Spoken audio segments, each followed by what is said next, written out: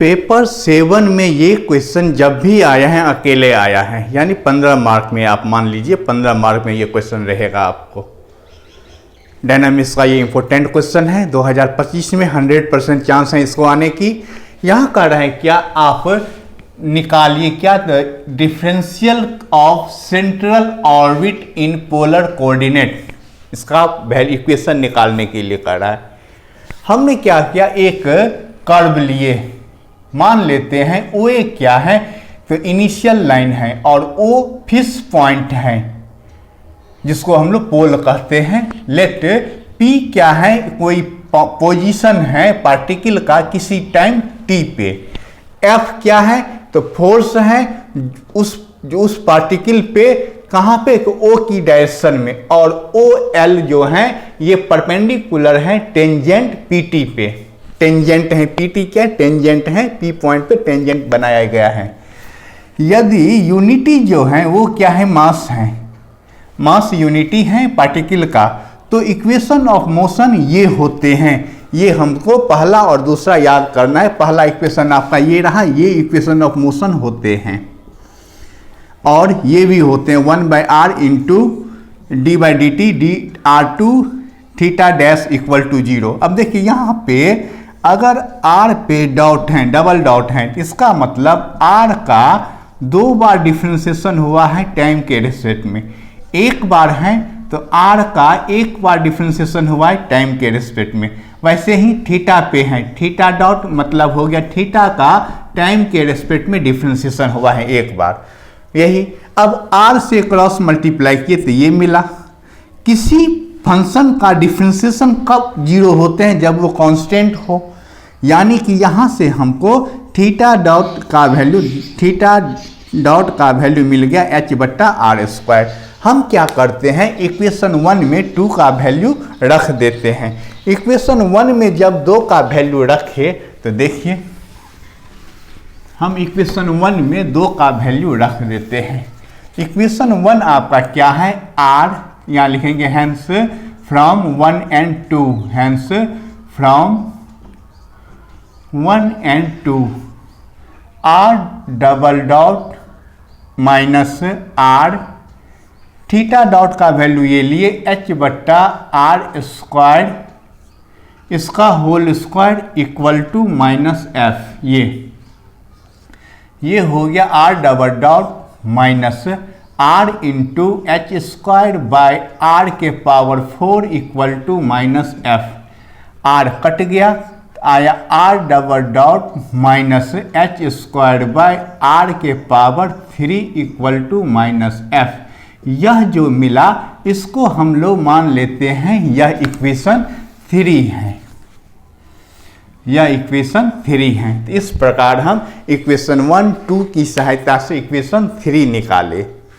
अब हमको यहाँ निकालना है, इक्वेशन निकालना है पाथ का r थीटा के रूप में, यानी पोलर फॉर्म के रूप में। इसके लिए मान लिया u इक्वल टू 1/r।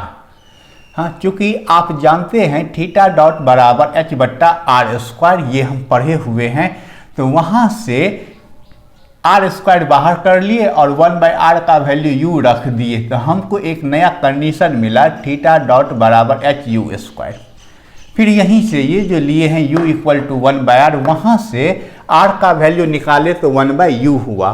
इसमें क्या करते हैं, डिफ्रेंसिएशन कर देते हैं दोनों ओर t के रेस्पेक्ट में, तो ये आ गया dr/dt बराबर d/dt 1/u। इसका जो हो गया टाइम के रेस्पेक्ट में डिफ्रेंसिएशन किए तो r डॉट हो गया।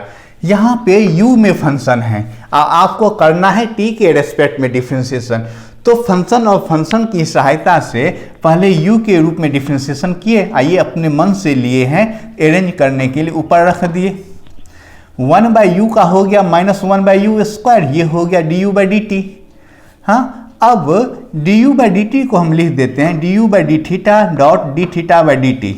इससे फायदा क्या मिला, तो dθ/dt का वैल्यू थीटा डॉट हो गया, थीटा डॉट का वैल्यू यहाँ से रख दिए, तो हमको ये कंडीशन मिला, r डॉट बराबर आया minus h du/dθ।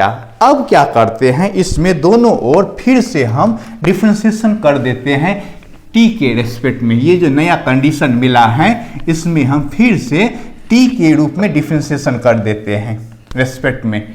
Again differentiation both side with respect to T, T के रूप में डिफ्रेंसिएशन किए तो ये आ गया D R dot by D T बराबर आया D by D T minus H D U by D theta. ये इसका हो जाएगा आर पे डबल डॉट, यहाँ पे आप देख रहे हैं माइनस एच क्या है, दूरी है, बाहर ले लिए, डी बाई डी टी ये कांस्टेंट है इसीलिए एच आपका कांस्टेंट लिए थे ये। अब देखिए ये थीटा के रेस्पेक्ट में डिफ्रेंसिएशन है, इसको लिखेंगे minus H d by D theta, d u by D theta function और फंक्शन पे ले जा रहे हैं तो यहाँ d theta by D t आ गया, तो ये हुआ minus H D two you by D theta square. ये हो गया कितना, थीटा डॉट, थीटा डॉट का वैल्यू हम क्या करते हैं रख देते हैं यहाँ पे, थीटा डॉट का वैल्यू रखे, ये हो गया minus H D two you by D theta square, ये इनटू में थीटा डॉट का वैल्यू आप लिए हो एच यू स्क्वायर वो रख दिए, तो अरेंज करने पे ये आया minus H square U square D two you by D theta square, ये मिला। इसको ले लेते हैं इक्वेशन 4। अब हम क्या करते हैं इक्वेशन 3 में और 4 में दोनों की सहायता से एक नया कंडीशन लाते हैं, हेंस फ्रॉम कंडीशन 3 and 4, 3 और 4 की सहायता से एक नया कंडीशन लाने की कोशिश करते हैं। 3 में क्या है आपका कि माइनस एफ, ये जो है R dot dot minus H square R cube आप पढ़े हो, ये बराबर होता है माइनस एफ। हाँ, यहाँ पे आर डबल डॉट का वैल्यू रखे हम, आर डबल डॉट का वैल्यू क्या है तो ये minus H square U square D two you by D theta square minus H square by R cube equal to minus F, ये हैं।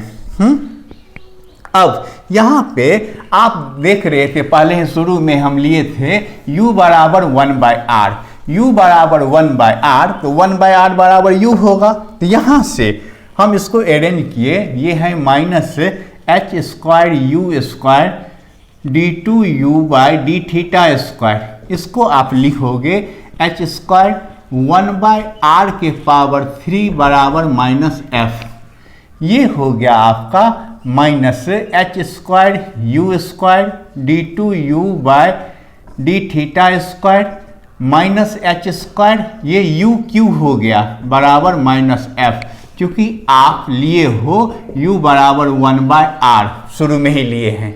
अब क्या करते हैं इसमें दोनों ओर डिवाइड कर देते हैं, डिवाइडिंग बोथ साइड, दोनों ओर डिवाइड किए किससे, तो आप देख रहे हैं कॉमन क्या है तो एच स्क्वायर यू स्क्वायर, तो minus H square U square से डिवाइडिंग किए, दोनों ओर डिवाइड किए तो हमको मिला, यहाँ से ये कट गया, ये आया D two U by D theta square, यहाँ पे कट गया आपका तो बच्चा सीधा u equal to F by H square U square, ये मिला। तो ये जो इक्वेशन मिला यही इक्वेशन क्या होता है आपका आर थीटा इक्वेशन होते हैं 5 which is required R theta, यानी पोलर इक्वेशन कहेंगे हम, equation of path, equation of path ये है, बड़ा इंपॉर्टेंट है एग्जाम के पॉइंट ऑफ व्यू से, और इस बार 2025 में इसको आने की 100% संभावना है, और वो भी आते हैं फुल मार्क में, इसको हम जरूर पढ़ लेंगे, याद करके जाएंगे, ये बहुत इंपॉर्टेंट है, इसको मिस नहीं करना है आप लोगों को, 100% चांस है इसको आने की। फिर हम नेक्स्ट वीडियो में बहुत ही आसान इस पे आधारित एक क्वेश्चन देखेंगे।